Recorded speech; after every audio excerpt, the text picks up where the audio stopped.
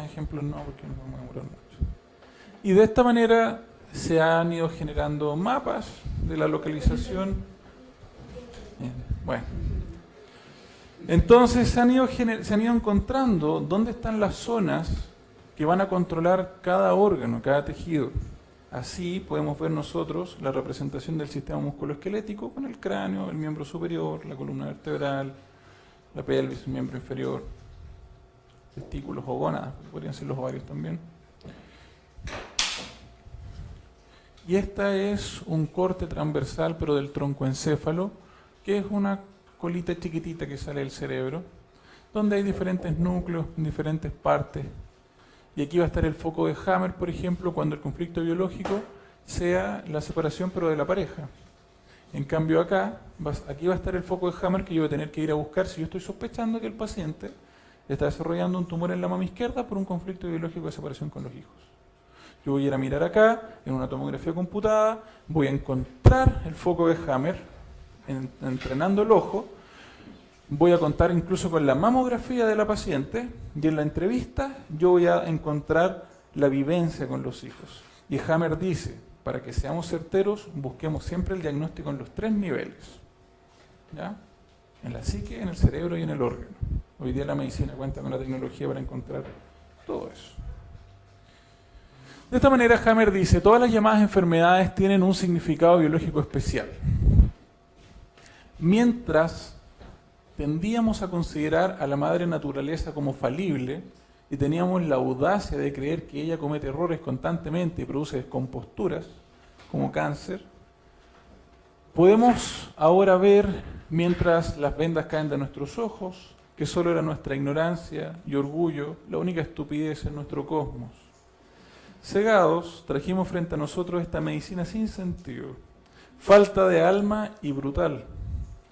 Llenos de asombro, podemos ahora entender por primera vez que la naturaleza tiene un orden, eso ya lo sabíamos, y que cada cosa que ocurre en la naturaleza tiene un propósito en el marco del todo, y que los eventos que llamábamos enfermedades no son alteraciones sin sentido que tienen que ser reparadas por aprendices de hechiceros. Podemos ver que nada carece de significado, nada es maligno, ni tampoco nada está enfermo. Punto, hijo. Entonces vamos a ver unos ejemplos cortitos. Conflicto del sistema respiratorio. Carcinoma bronquial. No alveolar, que seguramente fue el... pero puede ser parecido. Conflicto biológico para el carcinoma bronquial. Miedo en el territorio. En hombres y en mujeres posmenopáusicas que endocrinamente se comportan como un hombre, y en una mujer joven zurda también por un conflicto de susto o miedo, ¿ya? Se va a generar el carcinoma bronquial. El foco de Hammer va a estar en el cerebro y vamos a tener distintos tipos. El conflicto motor va a generar asma por no poder moverse o maniobrar de alguna manera. En el sensorial se va a generar una neumonía y durante la fase de conflicto activo yo voy a tener ulceración, voy a tener inflamación de los bronquios, sangramiento de los bronquios, edema, rotura interna. Porque la ulceración, a mí para qué me sirve, según Hammer, es una manera en la cual el bronquio por dentro se rompe para poder abrir y que pase más aire. Y en la etapa después de la solución del conflicto, post-conflictolisis, va a haber inflamación de la mucosa. ¿Por qué? Porque la inflamación es la reparadora, nunca olviden eso. ¿Para qué es la inflamación? Para reparar. ¿Para qué sirve un antiinflamatorio? Para que duela menos, pero para que se repare menos. La inflamación va a generar aumento de la mucosa, por lo tanto se va a cerrar el tubo por las mucosidades que va a tener el paciente y va a haber una restricción bronquial, el paciente va a tener atelectasias, principalmente dos productivas y varias cosas. ¿Dejé el control? No, si no funciona.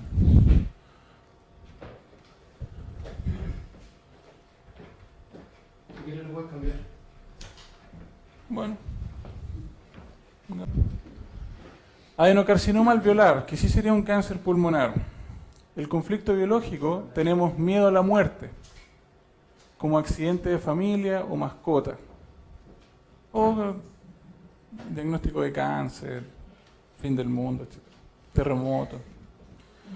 Diagnóstico de cáncer, nuevos conflictos biológicos, incluso nuevos tumores metástasis. Cada vez que me digan que aparece un nuevo tumor, entonces puedo generar más miedo a la muerte. El foco de Hammer va a estar en el tronco encéfalo porque es un tejido mesodérmico, o sea, endodérmico. El conflicto activo, mientras yo tenga el conflicto activo, mientras yo tenga la necesidad de seguir viviendo, la respuesta del tejido va a ser el tumor. Obvio, porque yo ahora necesito vivir. Y luego de que se soluciona el conflicto, yo ya no necesito el tumor. Va a haber una descomposición del tumor por micobacterias y se va a infectar la persona. Como por ejemplo el bacilo de Koch, que nos va a generar tuberculosis. Se caseifica, que es una cosa que van a ver después en patología, y es expectorado, se botan todas esas células y después en la radiografía lo que yo veo es un hoyo donde antes había un tumor. Punto. Si yo le meto antibióticos al paciente, sin duda puedo hacer esta transición mucho más segura, porque a veces el paciente se muere aquí, evidentemente, porque la función pulmonar se complica muchísimo. Pero en la medida que yo meta antibióticos, esto no va a pasar. Y lo que hace el cuerpo cuando no están disponibles los microorganismos para descomponer tumores, los encapsula. Y quedan ahí, atrapados, en un quiste. Van a ver después en patología diferentes tipos de encapsulamiento. Hay abscesos y quistes habitualmente. En la ecografía se ven diferentes, el borde definido, el borde como heterogéneo. Bueno, si no hay bacterias disponibles, acá está. Se conserva un nódulo, pudiendo ser muchos, uno por cada conflicto. ¿No? Entonces, nosotros podemos analizar años más adelante, cuando por medio de nuestra seriedad, compromiso y trabajo en equipo, etcétera, nosotros podemos demostrarle al Ministerio de Salud lo bueno que es esto. ¿Qué vamos a poder nosotros hablar acerca de que las cajetillas de cigarro digan que me estoy muriendo? ¿Eso aumenta o disminuye el cáncer pulmonar? Aumenta. Aquí tenemos una reproducción de células en el alveolo. Aquí tengo el espacio alveolar. Estos son neumocitos tipo 1 y tipo 2, porque aquí se genera el intercambio gaseoso y ahí están reproduciéndose las células. Nuevo pulmón está saliendo ahí. En la radiografía se puede ver una mancha de esta manera. Ahí está el corazón. Carcinoma de la pleura. La pleura es la telita que envuelve al pulmón. Igual que la que envuelve al cerebro, que se llama meninge, igual que la que envuelve a la guatita, que se llama peritoneo. Igual a la que envuelve los huesos, que se llama periósteo, y así sucesivamente. Conflicto biológico, desvalorización. Si la desvalorización es en el tórax, entonces voy a tener un problema en la pleura. Si la desvalorización es en el centro, voy a tener un problema en el pericardio, que es la que envuelve el corazón. Si la desvalorización es acá, voy a tener entonces en la meningitis. Pero la infección, ¿cuándo va a venir? En la etapa después de la solución del conflicto. Cuando va a ser necesario retirar las alteraciones de la meninge y meningitis. Lo que es peligroso la meningitis. Foco de Hammer. Bueno, ¿cuándo yo me voy a desvalorizar el tórax? Cuando sé que soy un fumador, cuando me dijeron que tengo un cáncer acá, porque el encéfalo no sabe anatomía.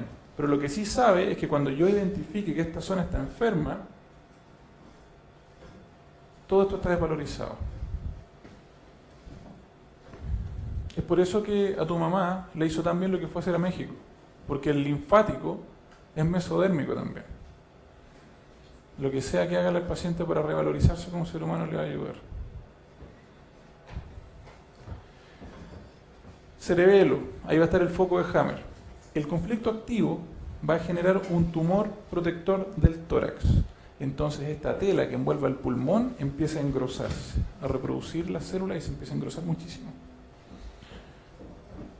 Y la fase posterior a la solución del conflicto, voy a tener fluido por la inflamación básicamente, y puedo, dependiendo de dónde la tenga, voy a tener, si es pleural, voy a tener ascitis cuando sea en el peritoneo porque es abdominal, o efusión pericárdica, voy a tener una pericarditis medio complicada quizás, voy a tener un síndrome de obstrucción ahí, complicado ahí, después van a ver todo eso sí, en semiología. Porque si se empieza a juntar, el corazón está en una bolsa triple. Si en esa bolsa triple se empieza a juntar líquido y el corazón no se puede expandir, obviamente le entra menos sangre y saca menos sangre. se genera una especie de varias complicaciones. Y esos diagnósticos se llaman pericarditis cuando es en el corazón, peritonitis cuando es en el abdomen, pleuritis cuando es en los pulmones y meningitis cuando es en el encéfalo o en la médula espinal. ¿Cuándo yo puedo desvalorizar esto, chiquillos?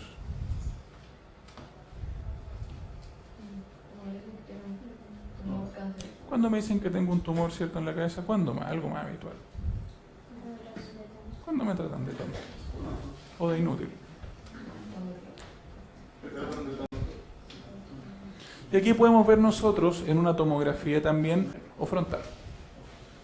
Entonces, yo tengo un espacio vacío del primer pulmón, tengo un bronquio que se viene bifurcándose acá desde la tráquea, el otro bronquio hacia allá, pero en este pulmón de acá, fíjense que a diferencia de este, donde entre la costilla, que está cortada de manera frontal, ¿cierto?, no hay un espacio, no hay nada que yo pueda ver entre la costilla y el pulmón, a pesar de que ahí está la pleura.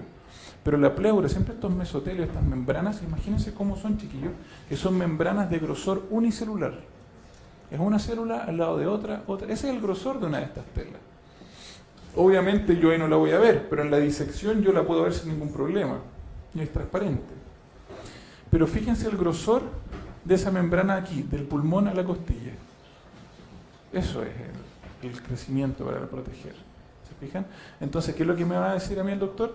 Tengo metástasis ahora aquí en la pleura. Y le digo, ¿por qué en la pleura, doctor, y no en la costilla o en el pulmón? No sé, porque ahí llegaron las células malignas. Por eso es tan interesante que nosotros estudiemos muchísimo, muy duro, igual que un médico alópata. Yo voy a exponer dos temas. Uno de esos temas es debatir y enfrentar la teoría de que existen las metástasis. Por esto mismo, chiquillos. Pero uno tiene que ir de a poco. Primero tú presentas la inquietud y la evidencia científica diciendo que las metástasis al parecer no son posibles con el conocimiento actual que se tiene en medicina. No hay ninguna forma de poder mantener esa afirmación con la evidencia actual. O sea, con todo lo que se ha descubierto, nadie puede decir que las metástasis existen. Esa es la conclusión. Entonces eso deja la puerta abierta para que el próximo año, o a través de un libro o una publicación científica, uno pueda ir de a poco generando es lento, pero es una burocracia asquerosa. Pero es necesaria. Cáncer de pulmón de células pequeñas, conflicto biológico miedo frontal. Durante la fase de conflicto activo voy a tener ulceración de los conductos faringios acá, el paciente andar con faringitis, con todo. Claro, ¿por qué? Porque le gritaron y le violaron de frente. Y durante la fase posterior al conflicto hay inflamación de la mucosa ulcerada y se forman algunos quistes a veces, incluso se puede generar linfoma. Como peleas de frente. Fumar, bueno, lo que les dije, pues chicos, para ir terminando. En el año 81, el doctor Hammer presentó su descubrimiento de las 5 leyes biológicas de la nueva... Él le llamó nueva medicina. Ese nombre era mejor que nueva medicina germánica. Le puso nueva medicina porque realmente es una nueva forma de hacer medicina. No pudo patentar el nombre nueva medicina porque se inventaron todas las leyes de las patentes por necesidad. Allá es súper estricto todo esto y no se puede patentar un nombre tan genérico. Entonces le puso nueva medicina germánica porque la descubrió en Alemania. Y lo presentó en la Universidad de Tübingen como su tesis postdoctoral. A pesar de su obligación legal y de órdenes judiciales que recibió la universidad de recibir la tesis y evaluarla, tanto en el año 86 como en el 94, la Facultad de Medicina de la universidad se rehusó a evaluar los descubrimientos del Dr. Hammer.